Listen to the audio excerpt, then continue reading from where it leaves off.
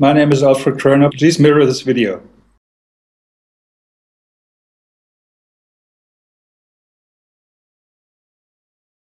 Thinking of many of these questions and thinking where Muhammad came from, he was after all a Bedouin. I think it is almost impossible that he could have known about things like the common origin of the universe, because scientists have only found out within the last few years with very complicated and advanced technological methods that this is the case. Somebody who did not know something about nuclear physics 1400 years ago could not, I think, be in a position to find out from his own mind, for instance, that the Earth and the heavens had the same origin, or many other of the questions that we have discussed here. The time now is 18:25 and 9 seconds now. Okay, thank you very much for joining me. Would you mind stating your name and occupation, please? My name is Alfred Kröner. I'm at the University of Mainz in West Germany, and I'm a retired professor of geology. Now, under UK law, I must inform you that this communication is being recorded. Do I have your permission to make these contents public? Sure. Thank you very much. Now, I'm just going to ask you a few short questions. The first one I'd like to ask you, you were the Alfred Kröner that featured in a video commenting on the Quran.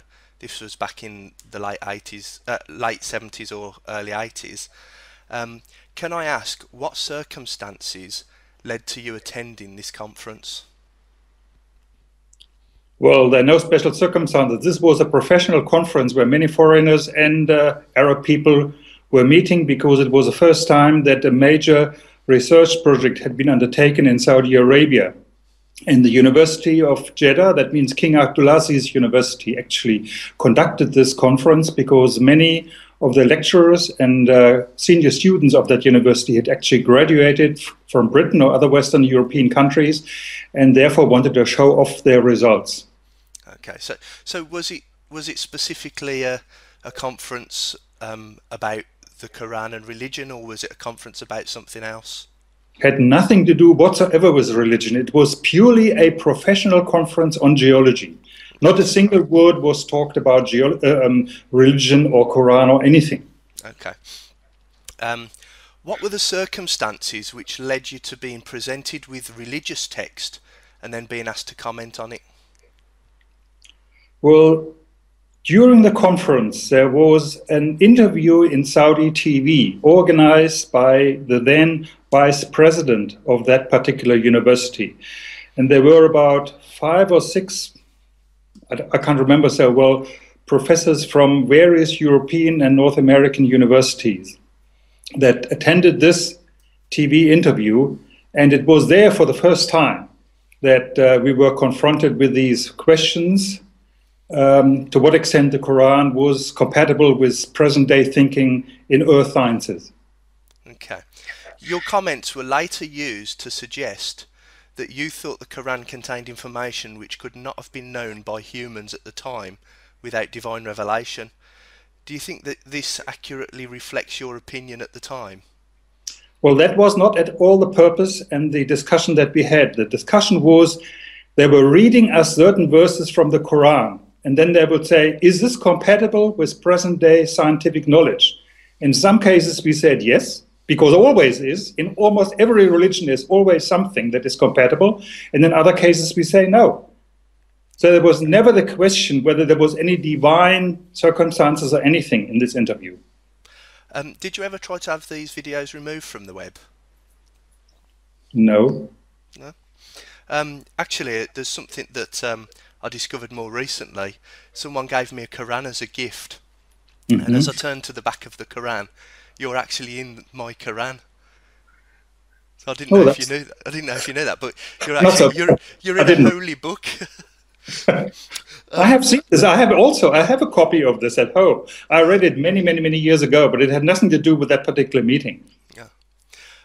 Have you looked into the subject any further since this event, and has your opinion changed since the event?